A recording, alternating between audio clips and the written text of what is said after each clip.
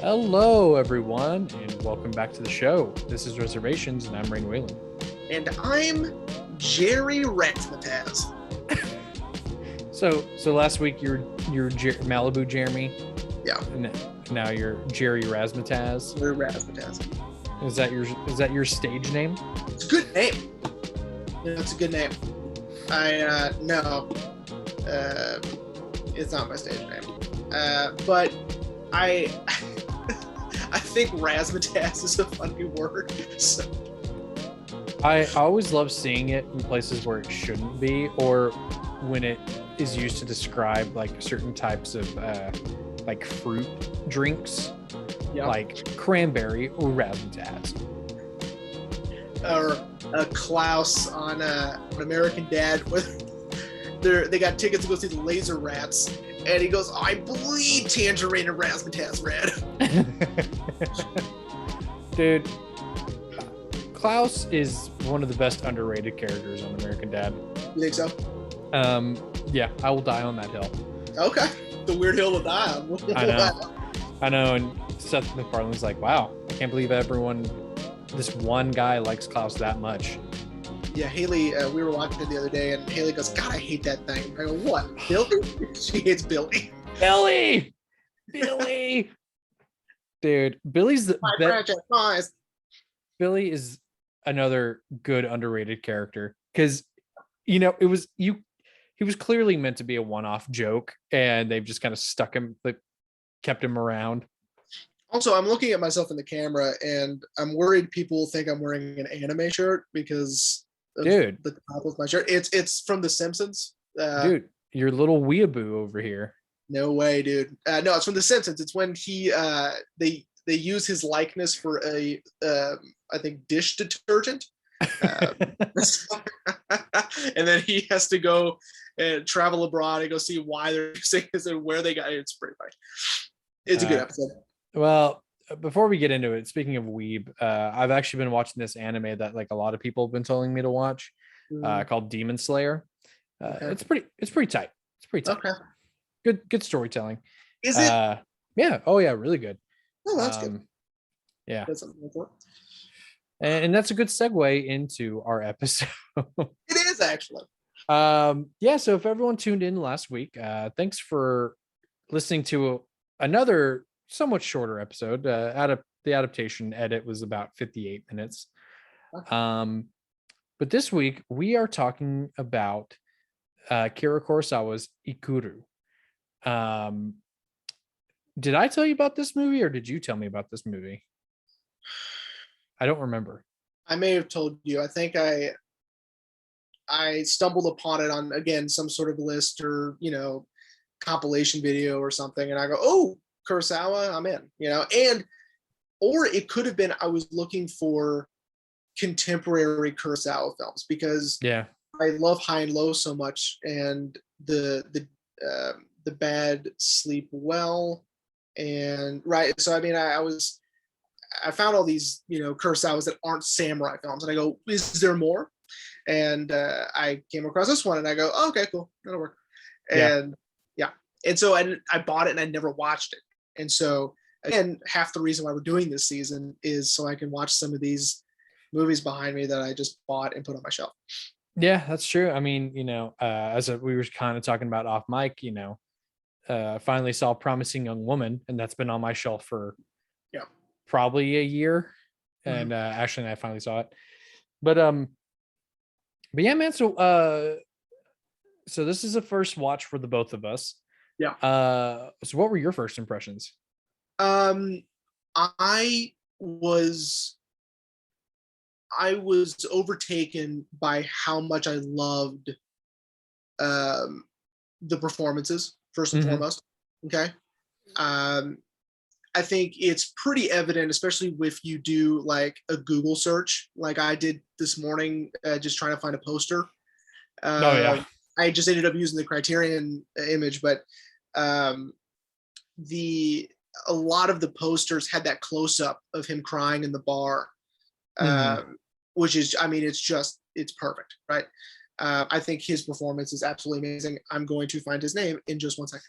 Well, while you look that up, for everyone who's curious, our main character, I don't remember the character's first name, but his last name, what they call him, is Wananabe. Um, is played by the actor who plays our leader of the Seven Samurai. Yes, he's also the woodsman in Rashomon. Oh, that's right. That's right. And shout out to our Rashomon episode. Like 2 seasons. Was it 2 seasons ago? A season ago? Maybe. Gosh, I don't know. I think it was 2 seasons ago. Good question. Sorry. By the way, for our listeners out there, there is a strong possibility that if the storm blows in soon, I will lose power. So yeah. So yeah, that's oh yeah, we forgot to tell, so if you're watching this on YouTube, obviously Jeremy and I are doing this over Zoom again. But it's because there's a really bad storm rolling in our hometown, and we like to play it safe because we don't want to die. Takashi Simura is his name. I think his performance that he gives is just incredible, right? I think that was the first impression that I got leaving the film. The second was how much I loved and respected how Kurosawa chose to end the film. Mm-hmm. I loved I think I would say the last fourth of the film, I loved how he just split that narrative and said, we're going to go a different direction with the narrative instead of continuing to do this linear. We're just going to do non-linear real quick. Yeah. I hope that's cool with everyone. I love that. And then, of course, and we'll get into it, but I just love the overall message and theme of the film itself. Oh yeah. And we'll get into that. But what about you? Yeah, man. Oh, and also Rashomon, yeah, it was season 5. So yeah, it's funny. We did a Kurosawa film season 5, skip season 7, and now we've done 2 and probably going to be 3 this season. Yeah, man, no, all those points, I mean, I hate to say hate to sound like I'm just agreeing with you, but yeah, no, exactly all those points, man. It was awesome. I mean, this was the first, I know you've seen High and Low. So this was the first temporary Kurosawa film for me. And it's so hard to believe that the same director who gave us Seven Samurai and Rashomon and, I haven't watched it yet, but Throne of Blood gave us this contemporary movie about a man dealing with his life, and so, yeah, I especially loved the use of the camera in this one. I know I touched on it in Rashomon, Kurosawa's use of the camera, but I feel like this was dialed up to a 10 for this movie. So let's just jump into it. Jeremy, let's hear that synopsis real quick. Sure, it'll be fast. A lowly, lonely bureaucrat in City Hall in a city. It might have been Tokyo. I have no idea. I don't think so. Keep going. I'll look at it. It doesn't say. I don't think. But anyway, yeah, I don't think it's. But yeah, keep going. I'll look at it. He is.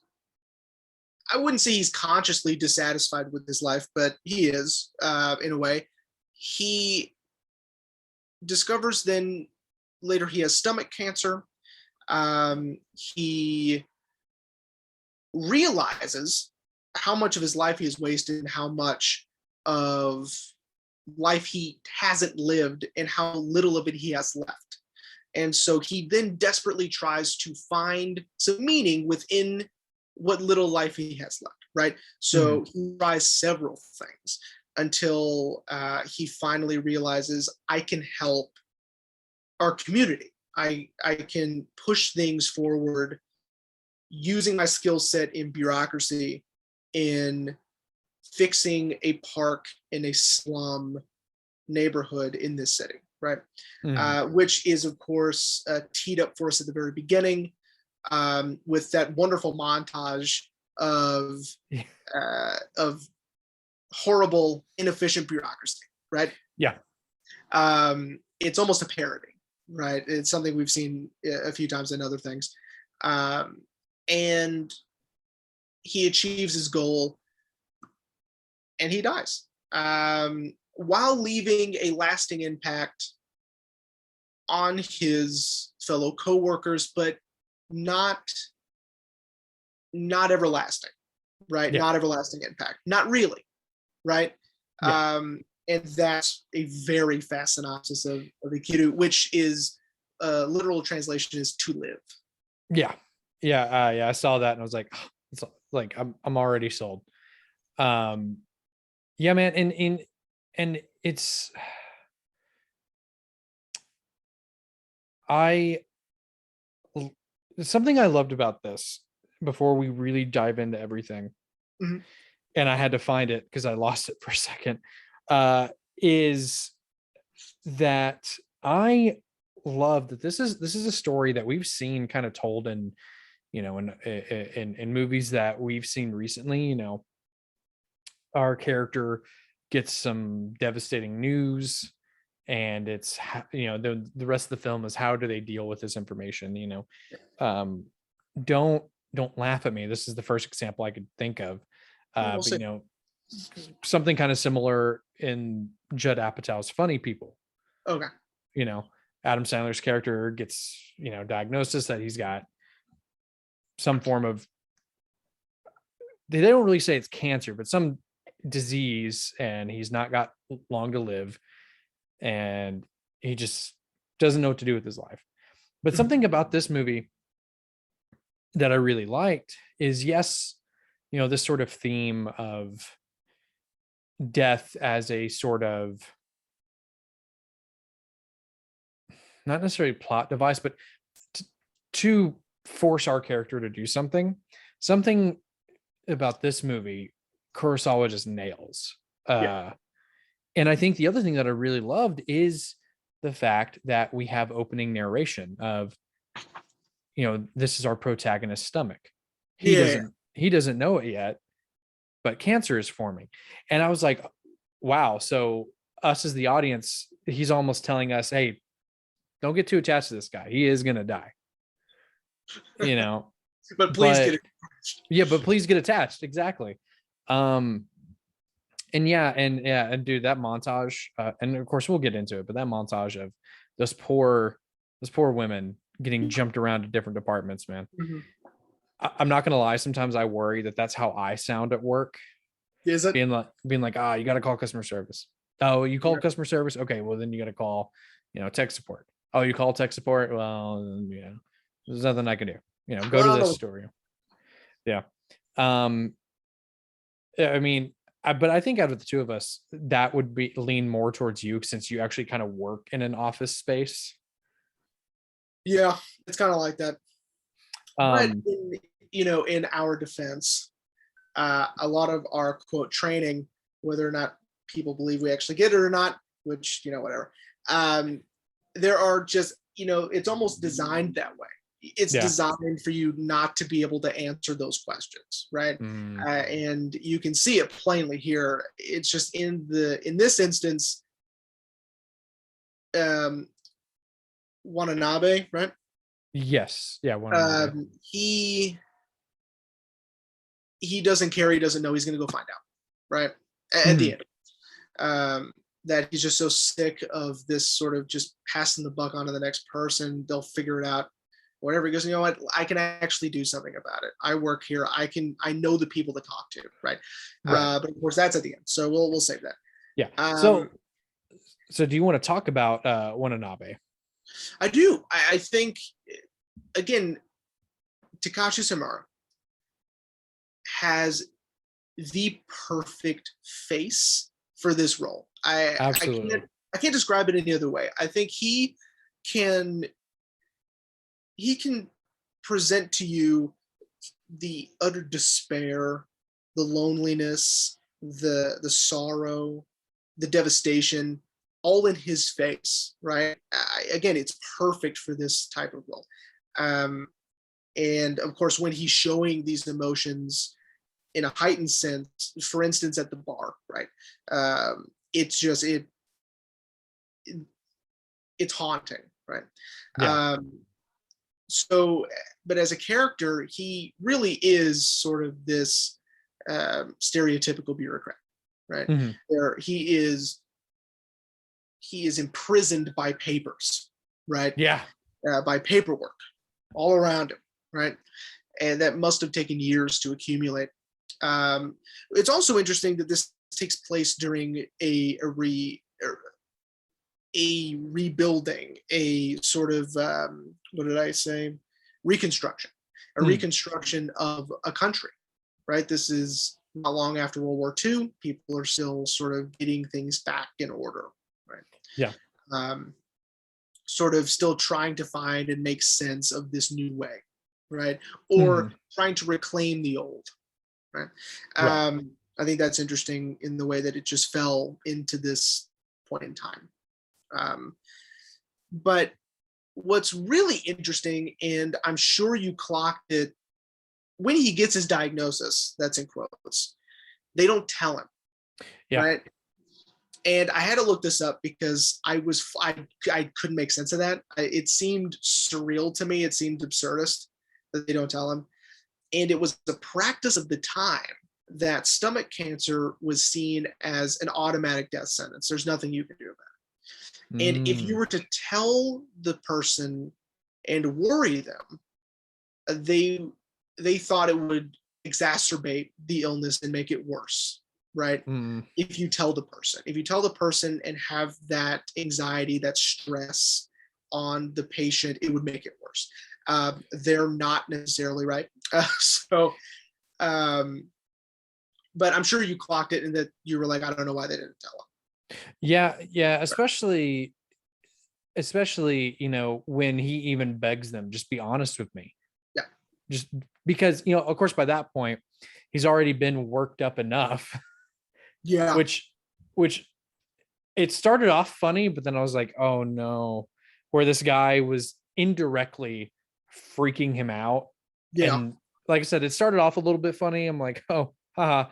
But then, like, again, going back to his face acting, you could see it on his face. This, oh my God, I have everything, all these symptoms you're describing, I have. And you're like, oh. Yeah. So that guy, I really do like that piece of exposition, right? Because he is describing, this patient or whomever is at the hospital is describing how he found out he had stomach cancer and they just told him it was just an ulcer, right? Right. And again, it starts to click in his mind that that's all the symptoms he's having. And of course, we already know he has cancer because of the opening omniscient narrator, right? Which I really enjoy. I like a good all-knowing narrator.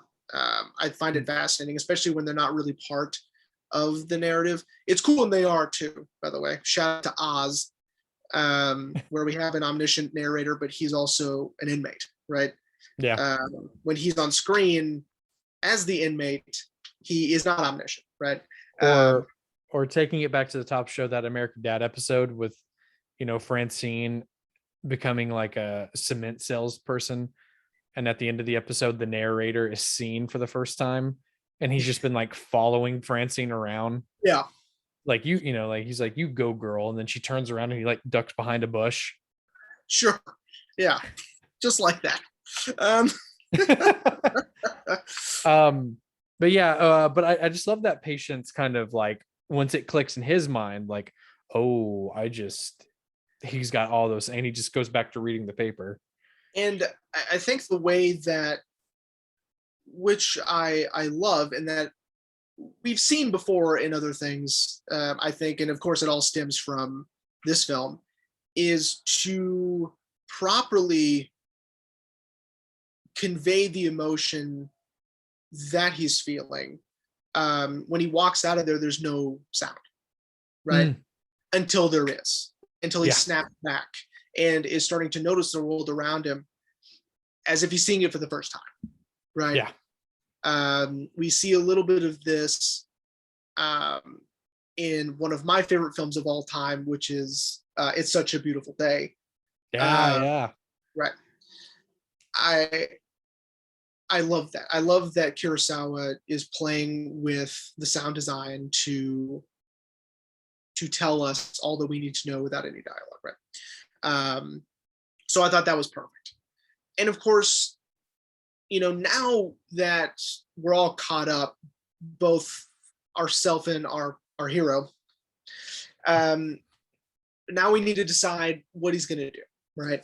Mm-hmm. And what is he going to do with this information? Is he going to tell anybody? Because obviously this is sort of a taboo subject at this time and in this culture. And if when we get to the introduction of his son and his daughter-in-law, then then it becomes that deciding factor of whether or not he's going to tell them or not, right? And they're sort of shitty, right? Yeah, they're not the best, which is, again, I feel like that's another trope we've seen in movies like this, where the person that should be told is not a good person in their own right. Yeah, I agree. But here's something I love about this sequence of us finding out a little bit more about his family, right? Like his son and his daughter-in-law, and then his wife, right? His wife is passed away. And I like these flashbacks that we get, right? And, again, just sort of reflecting back on missed opportunities and on what he could have done differently, or you could see it in sort of a lot of different ways. There's not really, I don't think it's one thing or one reason why he's looking back and thinking about these things. I think he's thinking about his deceased wife because he's dying, right? I think that's sort of apparent, right? And that's sort of obvious. But I think, again, he's also thinking like, God damn it, I could have had a happier life, right? I could have, so what can I do now, right? And he didn't tell his son. Good for him. I wouldn't have either. No, his son kind of sucks. Yeah, especially. I mean, I don't want to spend too much time on it, so I'll just mention it now. Especially when his son, thinks he knows what's going on, and he has that freak out on him. Like, you're bringing a woman up here, you're holding her hand. Yeah. And I'm like, dude, go fuck yourself, bro. Yeah. But see it again, and he doesn't say anything to him because he's like, you know what? You are just solidifying the fact even more that I don't want to tell you. Right.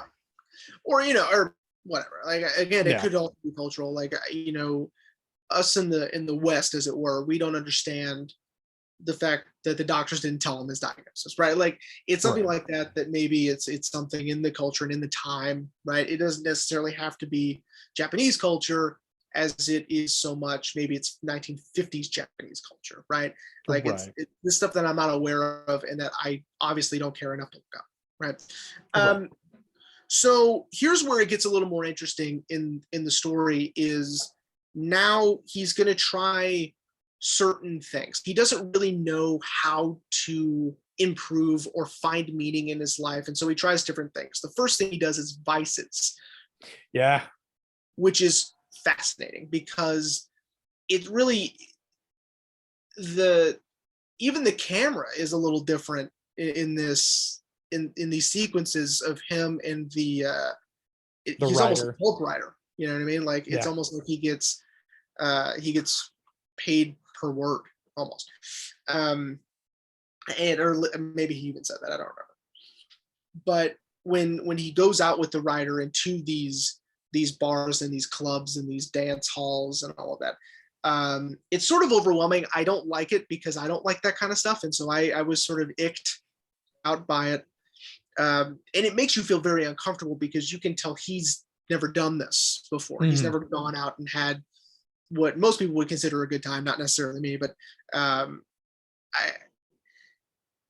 then of course we get the hat thing. Yeah. Which is surprisingly very important. in terms of his journey to enlightenment, as it were. Yeah. When he gets his hat stolen and buys a new one, it becomes part of his identity in a way that is sort of interesting because people keep commenting on it, right? There are several times where people comment on his new hat, and it's sort of weird, but I think it's because it's a hat he wouldn't normally wear, right? Yeah. It's sort of a physical manifestation of his change, right? Mhm. And of course, this is where we get the famous bar scene where he sings, and Yeah. that close up is just immaculate. What did you? Well, see, honestly, I didn't even know it was him singing, because he's not moving his mouth Not that very much. much. Yeah. And so I didn't even know it was him singing. I actually thought it was the piano player until Kurosawa does that amazing push in on his face. And I was like, oh, it's him. Yeah. And it was just so, haunting and, still kind of beautiful at the same time. Mhm.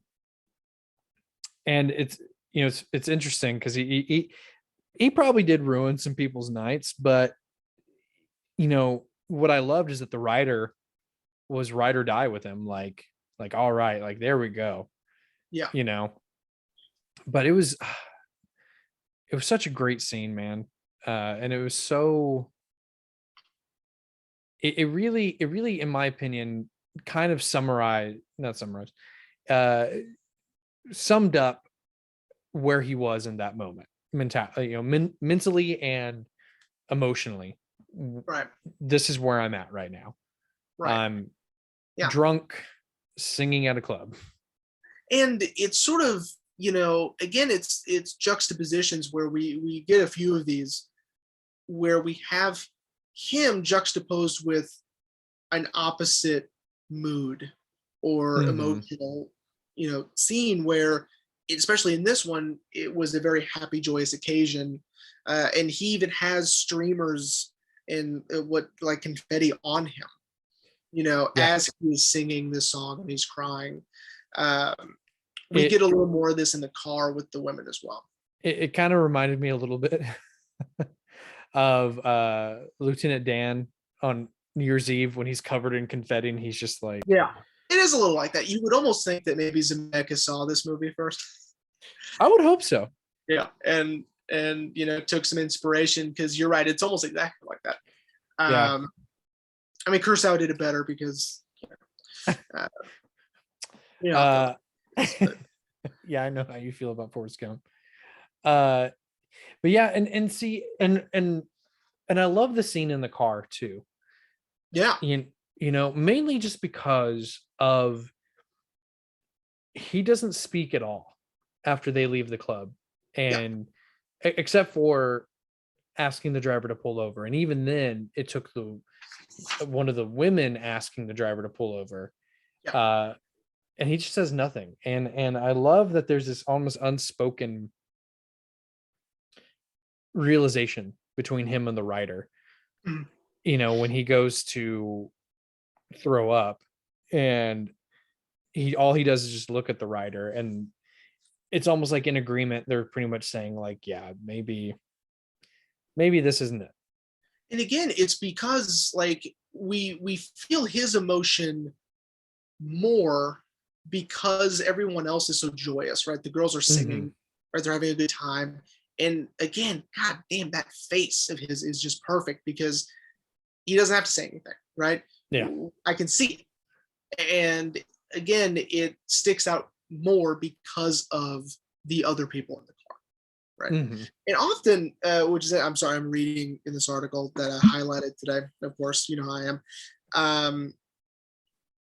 It's from Off Screen, by the way. That was Thunder. So here we go.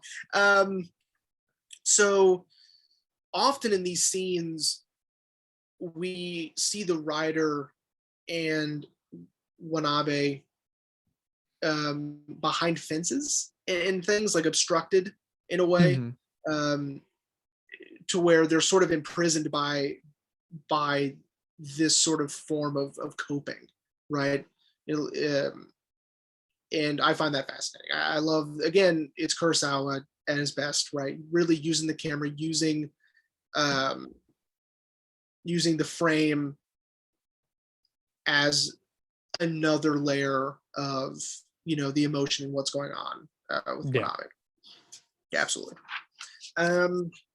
Next, he tries personal human connection, Yeah.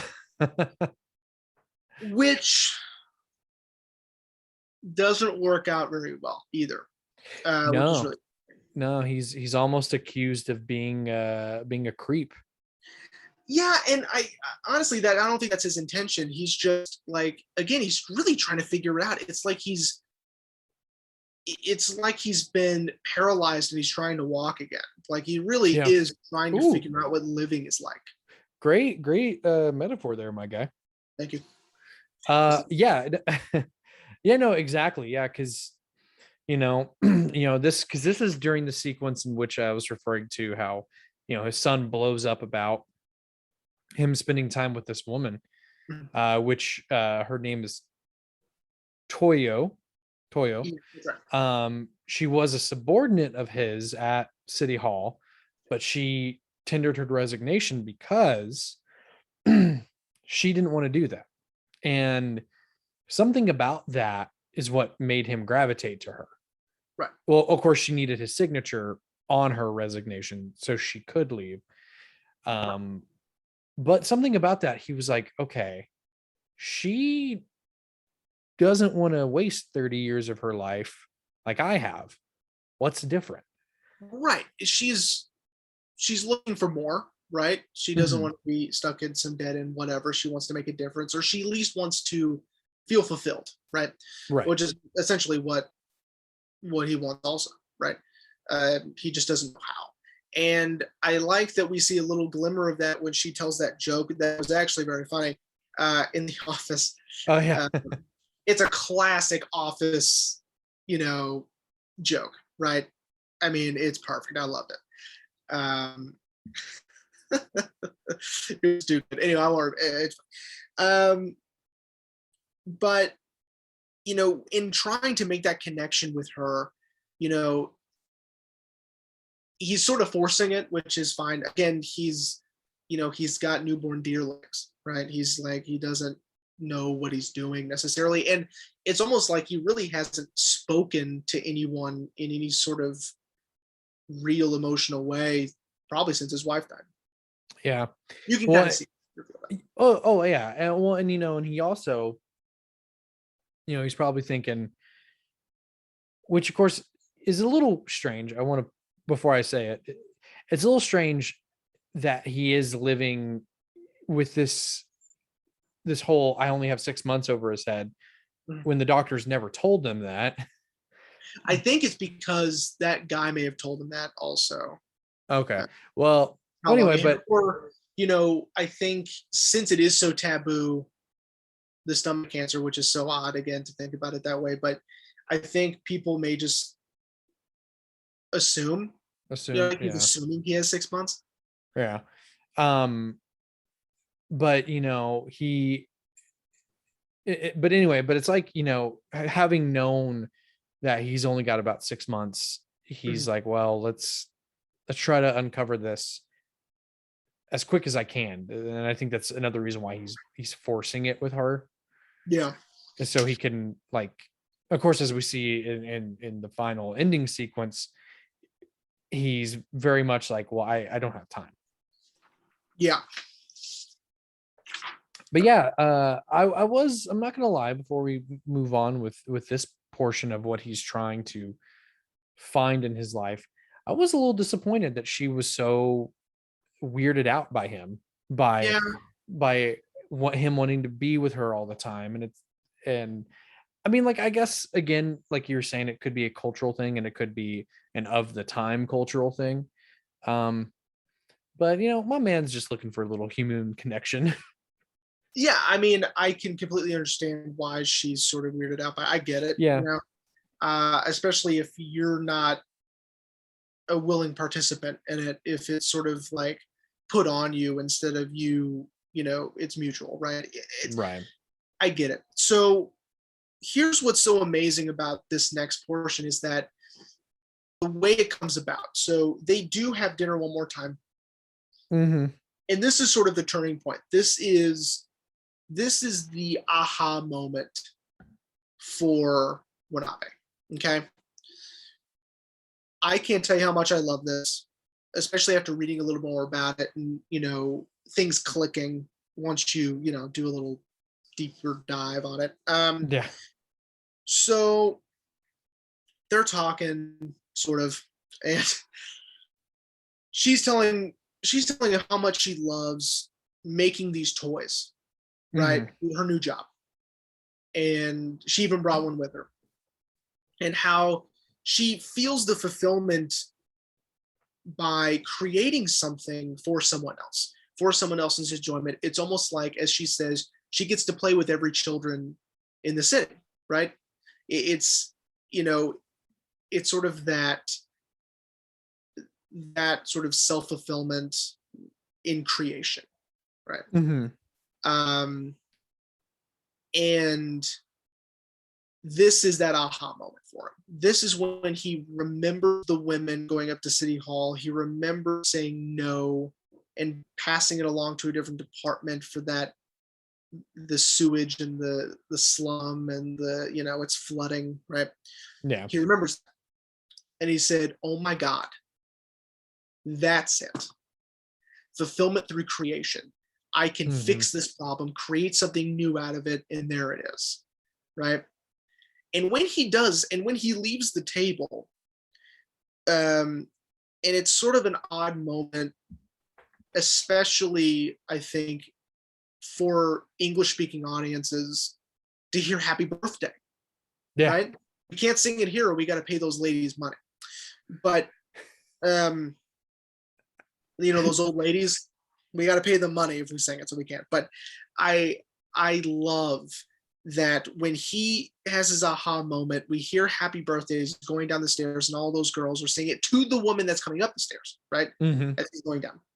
But it serves as a moment of rebirth for Watanabe. He has his enlightenment. He knows what he is going to do to make himself have meaning in his life, and it is to fix this section of the city, right?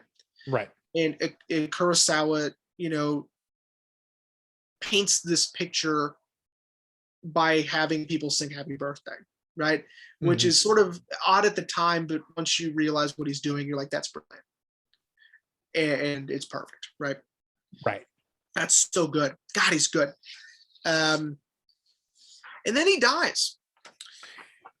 Very abruptly. I wasn't expecting that.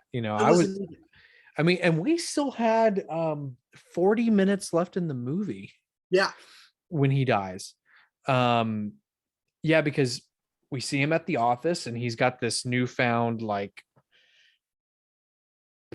as we just see him find his purpose finally. And he tells his coworkers, like, this is how we're going to do it. And then cuts the next scene and he's dead. Yeah. And you're like, and he's dead. You're like, wait, what?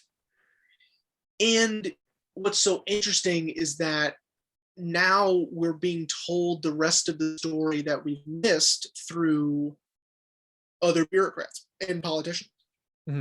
At his wake. Yeah. And this, to me, this is when I started to sit up and lean forward, because I go, okay, this is different. This I like, right? Not that I wasn't enjoying the stuff before, but this is a new type of interesting. Let's see where he's going, because to me, I was thinking we were going to be with Watanabe until the end, right? No breaks, because we haven't so far, right? This is his story. Why are we now cutting to other people? And it's interesting to hear his story through other people, because we're getting different perspectives and theories to questions we already have the answers to. Right. We're watching other people figure it out, right? While also being told the stuff we've missed. Yeah. Right? Yeah. Watching them try to figure out, why did he change all of a sudden? Like, why was he so, adamant about getting this park built? What was so different about him? And of course, like you just said, we had the answer. He was dying and Yeah. he wanted to leave something behind before he died. And I did love how they were like, it just doesn't make any sense. Doesn't make any, and that's all they can say. And then they're like, well, but before he died, I saw him do this. And, I saw him go all the way to the deputy mayor. And it was, again, like you said, really interesting seeing his story told through other people. Right. And in these flashbacks, we're seeing a character we haven't seen yet, really, because we've seen him very docile, very depressed, and really confused. Mm-hmm. But in these flashbacks, he is driven, he's confident, and slowly he's getting happier, right? While also deteriorating physically. Mm-hmm. Right? Which is and interesting. I did just want to mention the makeup they used for him was amazing. Yeah. To make him look, sinking in his eyes and making his cheeks look like he'd lost weight in his face. Phenomenal makeup. Right. I can agree more. Yeah. But yeah, and and something else that we saw with him in these flashbacks is persistence. Like when he was bothering that one chief, he didn't really say anything. He just kind of sat there and just kind of waited, like, I'm not going anywhere. Yeah. Like, you either give me the answer or I'm not leaving. Right. So what's also interesting about this end scene, or whatever, this end portion of the film, is that we're discovering through, I think, it's pretty slick, this exposition. It's not ham-fisted, it's not spoon feeding, it's more like, I can't explain it. It's just great. And the deputy mayor has taken credit for the park, right? Which is a big deal. Because we know, as the audience, or at least we're inferring, that he did everything, right? And this is before the flashbacks. We're just like, wait a minute, no. He did that. I know he did that because the guy told me, the narrator. Yeah. So what is this nonsense, right? What has gotten lost in this translation over time? And I love that we are slowly, and the people in the room, the men are slowly putting the pieces together, and people are speaking up and on his behalf, of course, saying, no, he built the park. I don't know what's going, like he did this, right? Which is important because, with him getting this personal growth and this fulfillment and this gratification from this, it's nice to see people giving him the credit, even if it's posthumously, right? Yeah. And getting the appreciation, even after his death, right? Which is a sort of an everlasting fulfillment by, having credit for this park. What did you make of all of the different sort of perspectives, all the flashbacks, and even the arguing in between the men and the other bureaucrats? I mean, so yeah, I loved seeing these different, portions of Wanabe's life.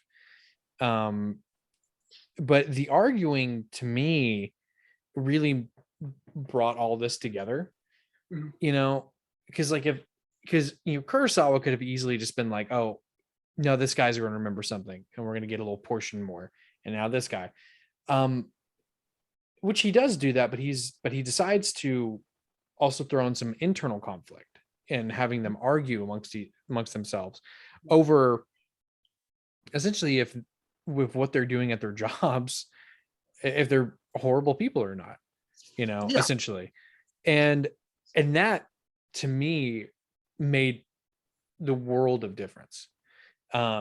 because not only in terms of storytelling, but in terms of, if we, I'm gonna reach, nah, not reach. I don't know what I'm gonna go for, but you'll see where I'm going with it. If we were to believe this is, a snapshot of real life, you know, they would have these sort of conversations like, what are we doing really with at our jobs in our lives that is any different than what he was doing? Right. Like he achieved something that we haven't. What are we doing wrong? Right. Mm-hmm. And does him doing this mean that we're doing something wrong? And you're exactly right, because and that becomes like it's now it's self-doubt with the men too, because and also it's a little bit, it's a pride issue also with these men, because now they're saying, well, if what he did is the right thing and I'm doing the wrong thing and I'm a bad guy, right? But I'm not. At least I don't feel like I am, right? So we need to change something, right? Or and other people are like, no, we don't. He broke the rules. He did blah blah blah blah blah, right? Mm-hmm. And it culminates in this, drunken acceptance of we are going to be better. We are going to be like him. We are not going to turn people away. We are going to help rebuild this community, right? And again, this central theme of rebuilding is important, not just in the time period it's set in, which is contemporary Japan post World War II, in literally rebuilding, but Wanabe is rebuilding his own life at the end of it, right? Right. And so not only are they going to help rebuild their city, but help rebuild the system in and of itself, and just the way Wanabe rebuilt this park and himself in the process, right? Mm-hmm.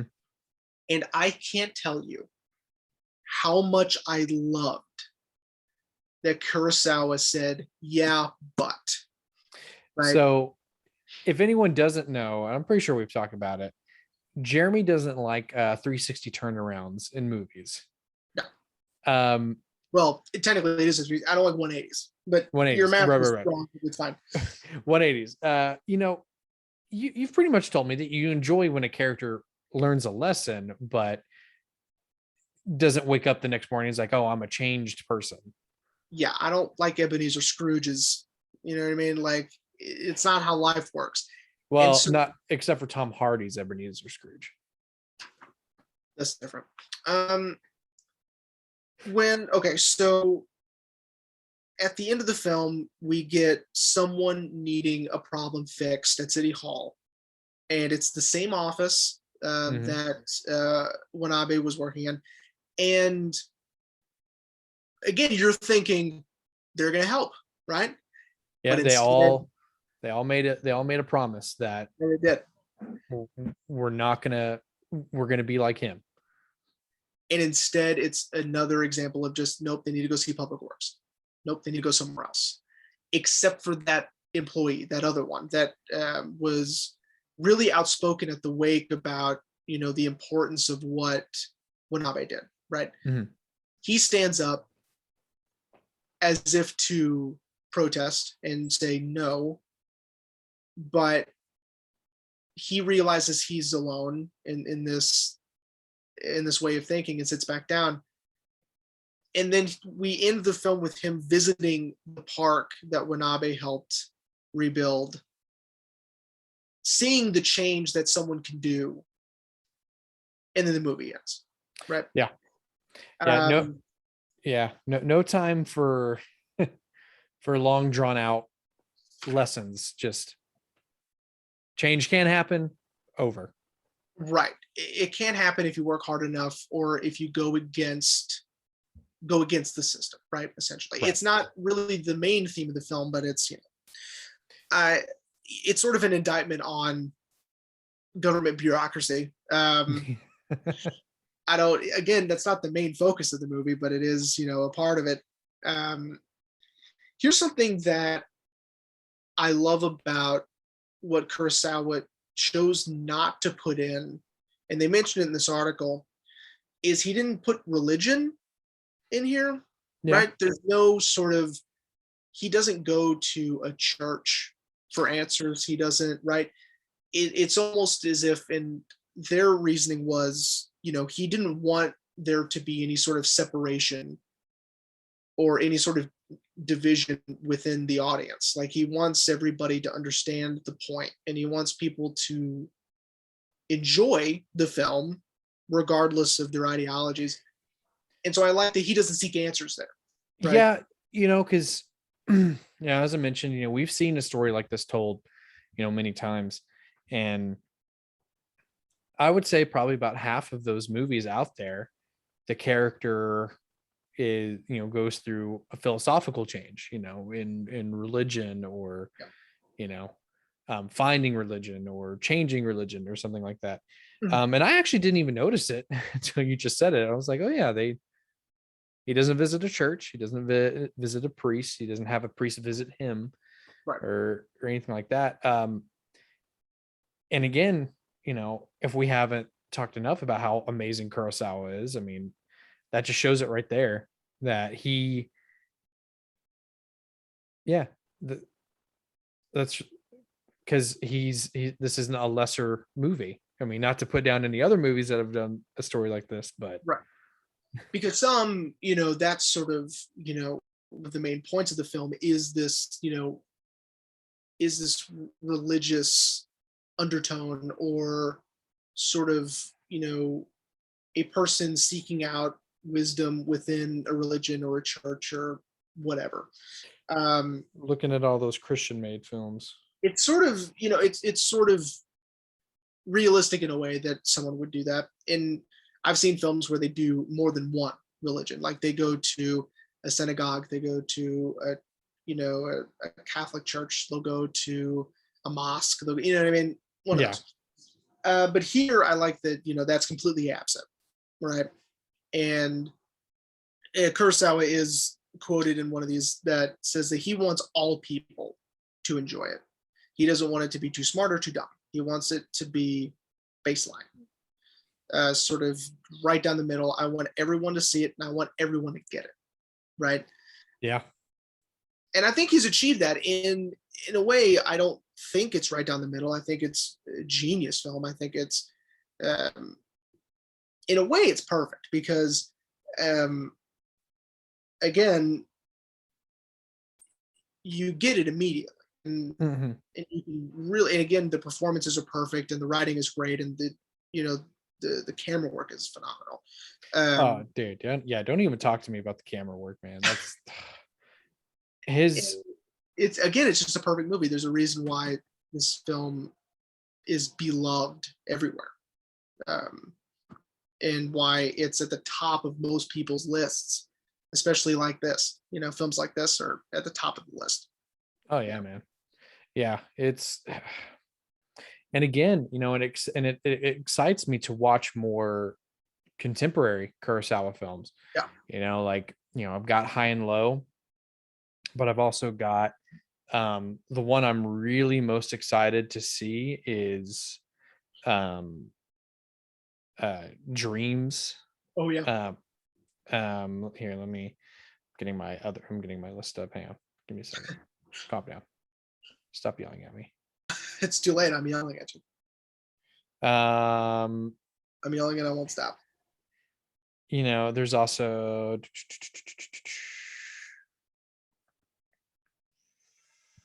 that's it really. I would recommend. I mean, I also have Drunken Angel on my list as well, or it's down there, that I need to see, which is another contemporary Kurosawa film. That dude made a lot of movies. I don't know. Oh yeah, There's dude. so many that. Yeah. And I think if you like one, there's chances you're going to like all of them, because so far I've liked all of them. So. Oh yeah, man. Yeah, I don't think he really misses. You know what I mean? Like, this guy just hits it out of the park every time. I want to talk a little bit about just the imagery of him on the swing. which of course is, and you can put it up one more time. The poster for, or the image for the Criterion release is him on the swing. A lot of other countries also use that image, including Japan, for their theatrical posters. It's just a beautiful image because he's so content, right? He's smiling. He is truly fulfilled. He has achieved a goal, and it was selfless, and it served a purpose and serves his community and serves the people around. It made other people's lives better. His life has made a difference, which brings meaning, and it all culminates into that image of him on the swing, where we later find out he will die on that swing. Yeah, man, it's so good, so good.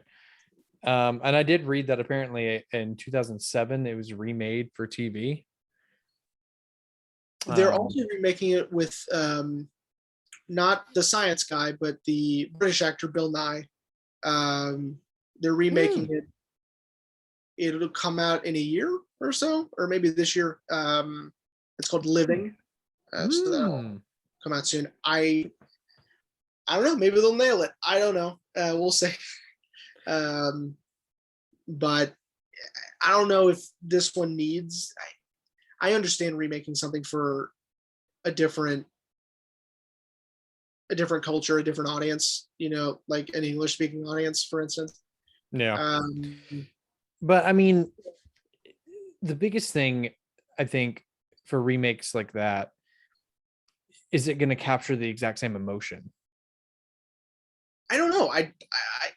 For instance, I'd mentioned the theme of rebuilding, right? Like I don't know if that's going to be there, right? Yeah. Bill Nye is British, so you could put it in London post World War II.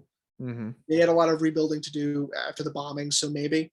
I don't necessarily know when the time period is set in this one, so maybe. I mean, I think that's an important part of the film, right? I don't even know. It seems almost accidental, right? Like you can't plan that, right? It came out what, 52? 50. I have right here. 52. I have the Criterion right here. I know, that's what I just looked at. That image right there, baby. Yeah, I think that, again, it's almost by accident because it came out in 52. It's set in 52, right? I mean, it's a happy accident, maybe. I guess we'll find out. I guess so. Yeah. Are you ready to wrap up? I am, buddy. I am. I almost never get to say it, so that was exciting. No, that's fine. Yeah, man. I'm glad you picked this one. Again, yeah, me too. I enjoyed it so much more than I was expecting. If we haven't sung Kurosawa's praises enough with Rashomon or Seven Samurai, I mean, hopefully people now will be like, oh, okay. These guys seem to really like this Akira Kurosawa. Yeah, I mean, Samura. I mean, you can't praise him enough either. I think that yeah, man. Any other casting would have been wrong. Mm-hmm. I think that he knew exactly what he was doing, and it's perfect. God, it's good. Yeah, yeah. I can't wait until we do High and Low. Yeah. Yeah, man. So, Jeremy, would you like to know what we're going to talk about next week? I would love to know. What would you have done if I said we're going to do High and Low? I'd be like, it's too soon. Yeah, no. I'm gonna wait on that one. Yeah, we got to break it up. Yeah. So next week, it's funny that you brought up the lack of religious stuff in this movie, because next time, which we'll get to in a second, it's gonna be full of it. So we are going to be talking about Silence from Martin Scorsese. Very cool. Very cool. Okay. Yeah. It's another way to kind of tie it to this movie. The movie is about two priests going to feudal Japan to preach the gospel when it was heavily outlawed, and that's all I know about the movie. Yeah, I've seen it. And of course, it's got our baby boy Andrew Garfield in it, who, man, he's been on that dude. I mean, I know he just recently said he was probably going to take a break for a second, but like that dude just was working so hard. Yeah, the last few months, man. He's man, doing Silence. That's exciting. It's a good one. It's really good. Yeah, it's a passion project for Scorsese. He had been trying to make it for years, and as soon as he got the chance, it sort of, is it worth the time he waited? Right? Is it worth all of the effort he had put in to make it? And it absolutely is. I think that it's beautifully shot, of course, right? But it is so unlike any of his other stuff that it's almost like, wait, did that say Martin Scorsese on the thing? Because it doesn't look like Scorsese. Well, see, and that's why I wanted to do it. That's why I wanted to do it, because exactly how I felt like with Hugo. Yeah. Hugo, a kids movie directed by, like, Goodfellas. Martin Scorsese did a kids movie, and now he's doing a religious pilgrimage movie. Like, this can't be the same guy. But I have this newfound love for him when we did our Robert, Martin, and Joe series. Yeah. I just have this newfound appreciation for him, for Martin, who, I mean, I never argued the fact that he wasn't an amazing director, but now I'm like, okay, now I got to see what else he can do. Yeah. And Silence was at the top of that list, and it just felt like now's the right time to do it. So Jeremy, would you like to tell the audience why we're saying this episode is next time, not next week? Well, Haley and I are going on a cruise next week. We have had it planned for over a year. Yeah. So it's now time. And just like anything I do when I plan things really ahead of time, I forget. And so we didn't plan for this. We didn't shoot 2 of these, just to have them in the can, as they say. So it's just gonna, we may do film recommendations instead. As we're talking about off mic, I might do a solo episode. I may film a little something and toss it your way, and you can stitch it in. Yeah, I mean, I for sure will wait to do Silence till you get back, but or I may do, just like a quick little update video. I'll text you, like, send me some recommendations real quick, or who knows. Give me a second. Let me take my microphone. Let me look, because I might give you an assignment. Schoolwork. Yeah, I might give you something to watch, and I want you to free solo it. Or why can't you pick one of mine then? Because those are already on the list, and we're going to do those. No, not all of them. Oh, that's true. That's a really good point. Here, let me get out of your way a little bit. If anyone can hear me. Oh yeah, that's true. Well, I can't really see that. All right, actually, I would need to move more this way. Yeah. In front of my 4Ks. There we go. Oh, you know what? Okay. For 4 years, okay, before I saw M, I told people my favorite movie was Limelight. Ooh, okay. Yeah. Okay, so what you're saying is the solo episode I'll be doing is going to be over Limelight.